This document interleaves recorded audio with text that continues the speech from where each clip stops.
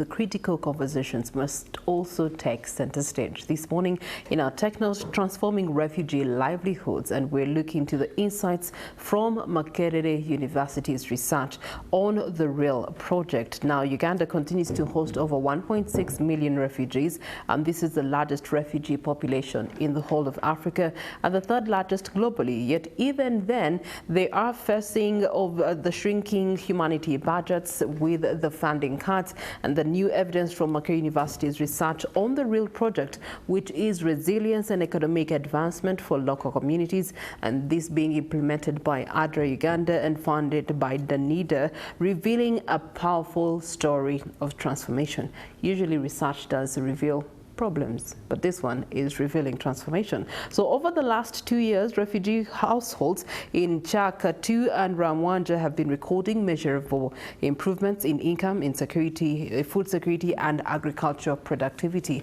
Now, the VSLA savings have also surged by 80%. This is the Village Savings and Loans Association having increased by 80%, and also what they are collecting together to the tune of 480 million Ugandan shillings. Imagine that.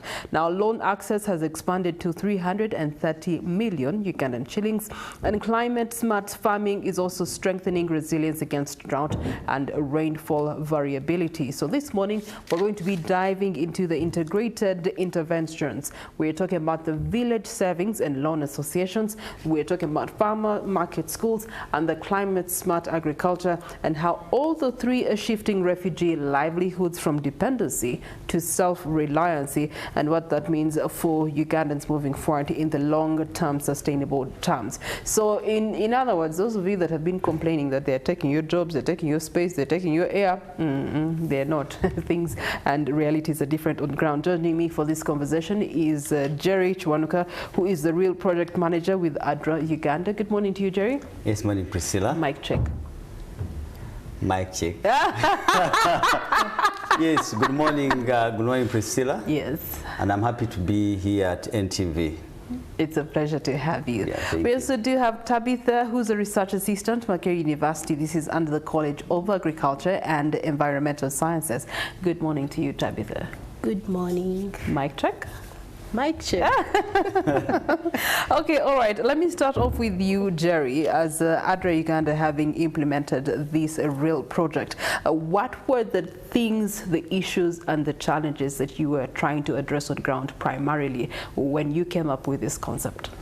Yeah, thank you, Priscilla. This project, termed as the REAL project, stands for Resilience Enhancement for Adapting to Sustainable Livelihoods. It's a DANIDA-funded project that is from the Ministry of Foreign Affairs, Denmark. We also have FAHU, some private funders in Denmark, and Justisen. Also, we have some little funds from ADRA International Network. So basically, it's looking at documented increase in food security and resilience to 8,400 refugees and those communities in Chaka 2 and that is Chegyoga district, and then Ramwanja, that is Kamwenge district. So basically, the project came to bridge a gap. As you know, there's dwindling funding, especially in terms of consumption support, food consumption support. It has been exacerbated this year, especially after the presidential executive directive for the cut of the USAID funds. As you know, World Food Program has been very supportive in terms of providing food to the refugees, but this year things have exacerbated and worsened. So this project comes in to bridge that gap. So basically, we are building resilience through those three dimensions you've mentioned about.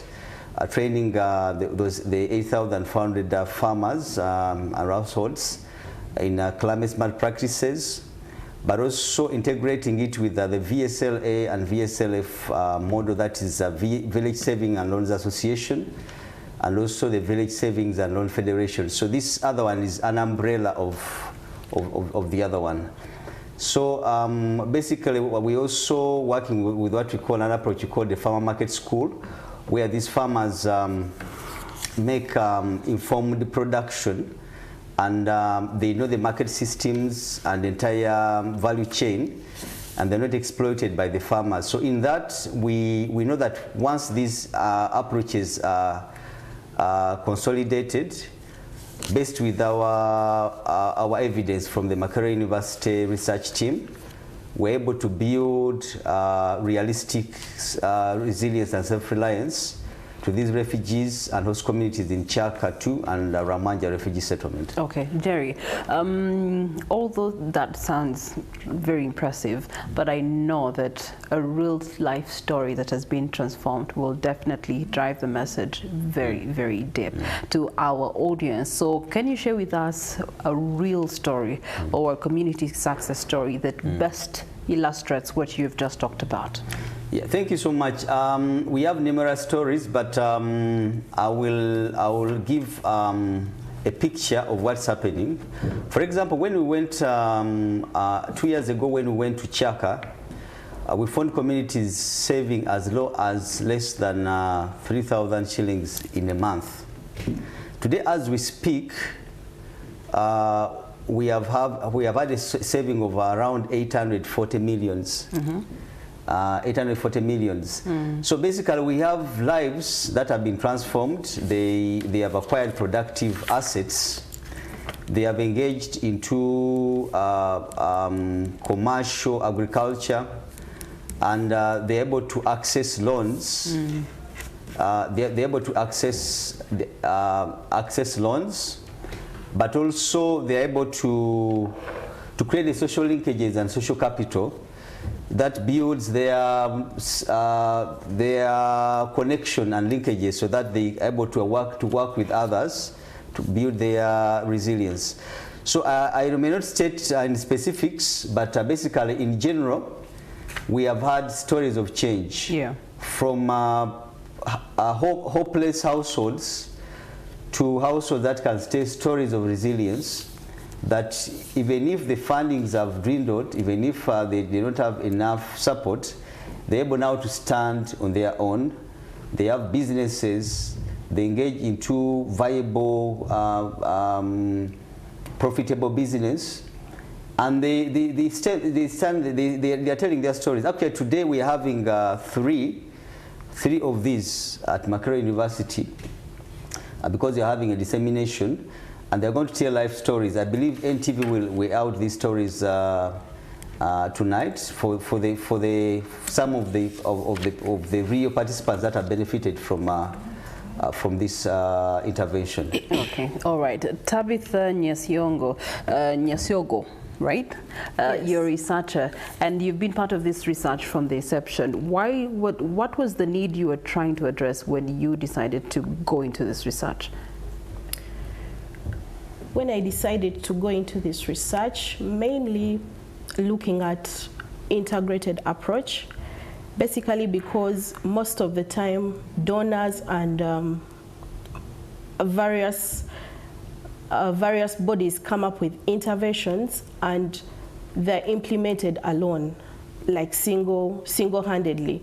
So my research was basically on how all the interventions introduced by the real project work together to make people's lives better. Yes. Okay, all right. And having done that, what key synergies or unexpected trade-offs did the research uncover? The most interesting synergy is the VSLA loans. People usually take loans for lots of stuff, but the synergy there was these people are actually taking loans to invest more in the climate smart techniques. Those that are engaging in the farmer market schools, they are getting knowledge on how best to market what they have harvested. Yeah. Okay, all right. And then also, based on your findings, how resilient are the refugees and host communities in terms of livelihood today when you look at both settlements, the Chaka 2 and Ramwanja? I would say much more resilient. People in these communities have a buffer now.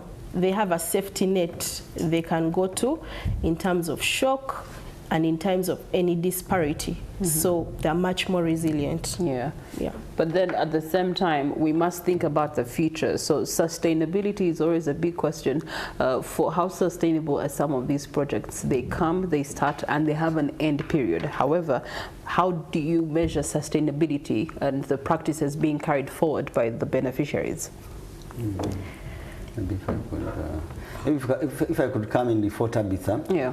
Basically, our approach, we use a sustainable approach in that, first of all, the Village Savings and Loans Federations, which is a conglomeration or is another umbrella of the VSLAs, they come together and form another management structure. So we see this as one of the very profound sustainable avenues.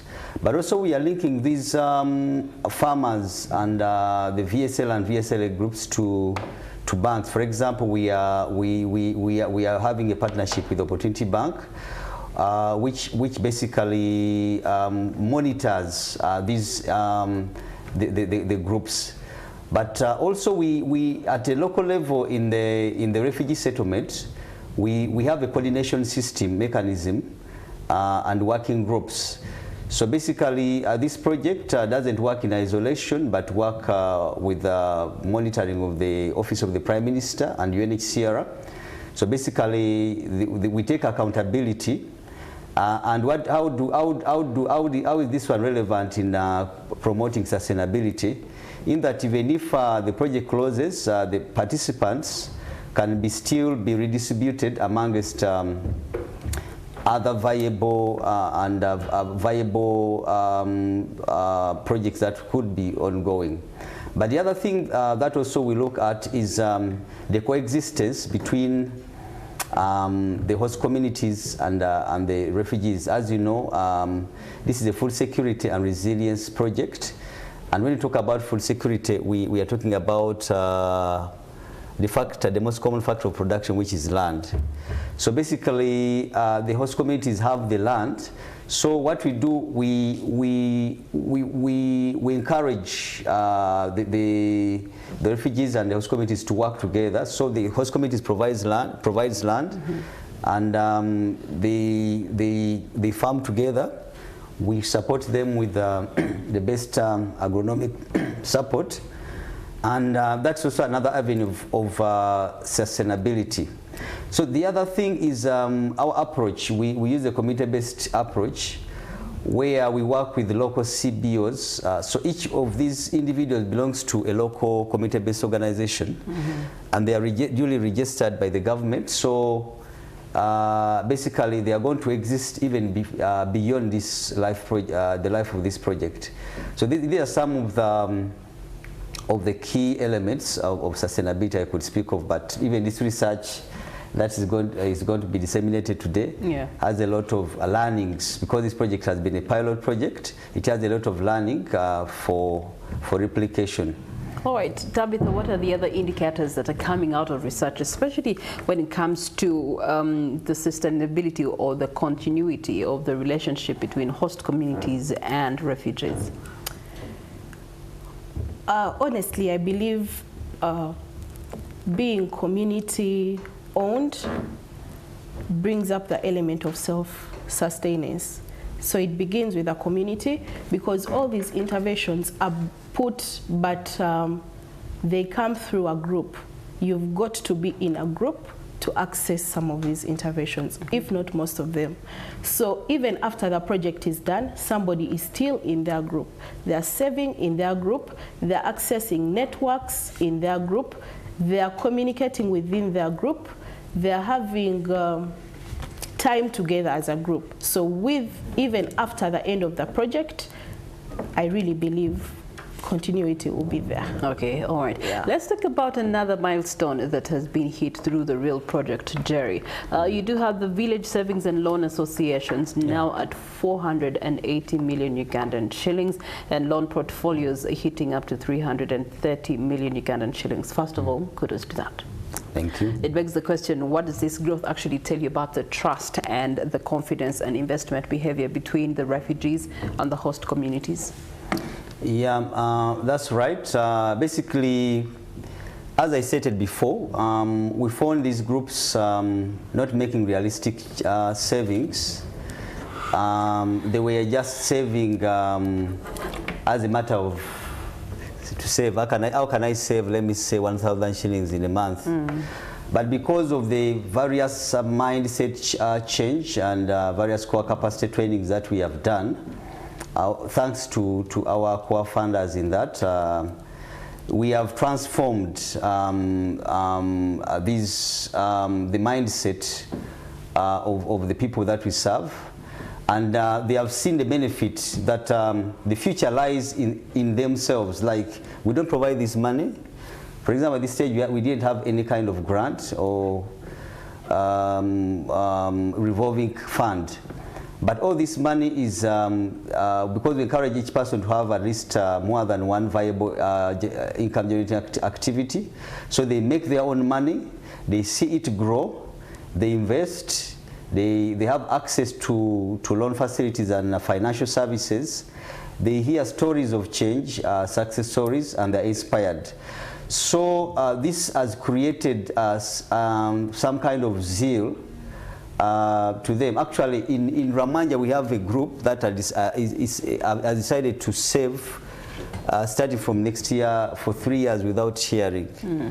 Because they have discovered that the benefits of having some huge loan capital than just sharing it at the end of the year. Many VSLAs at the end of the year, like this December period, they just share money and buy chicken and buy clothes. But now these ones have seen the benefit of their individual efforts in transforming their own lives. Okay. On that note, Tabitha, through what the research has revealed, if donor funding was to be extended, and there's actually a real project to what would be needed to be scaled up by the stakeholders in order to then, one, bring in more, but also improve on what methodologies and mechanisms that have been used in Project One? I would say integration. Integration is crucial, and they would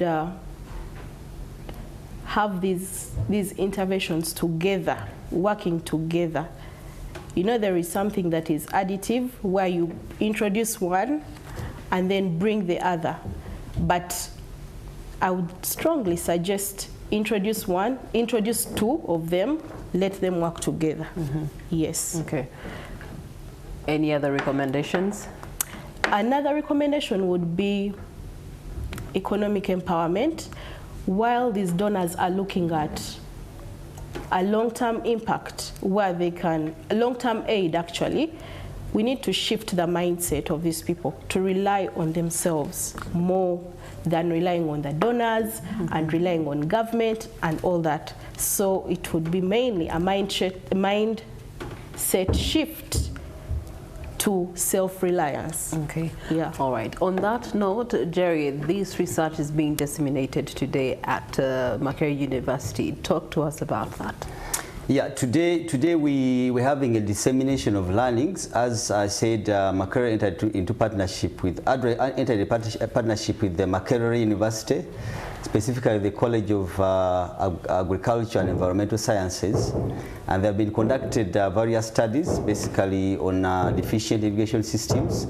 How can the refugees be able to grow viable high-value crops all year round, not being affected by the effects of climate change.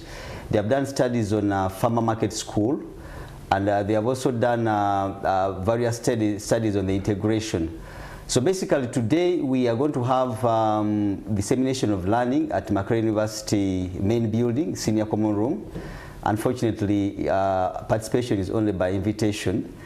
And Makerere University will make 4 publications next year in international journals. That I believe this information will be very vital for partners and other actors in the same setting for replication elsewhere, because as you know, the main factor that's affecting food security is availability of land. There's no land.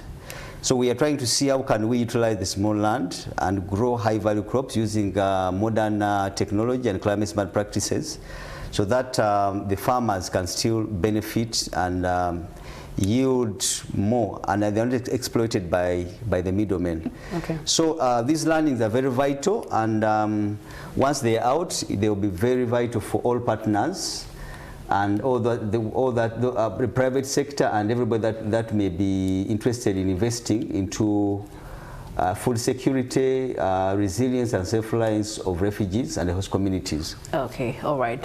Gentlemen and lady, thank you so much for the work that you are doing in ensuring that there's continued integration of refugees and host communities that is beneficial to all parties, socially and economically. And so today's discussion shows that when refugees and host communities are empowered with savings and marketing and climate-smart farming, a resilience is actually possible. The lessons from Chaka 2 and Ramwanja are reminding us that sustainable change comes with collaboration, it comes with trust, and it also comes with long-term commitment. Thank you so much to our guests and also to you, the viewer, for focusing on solutions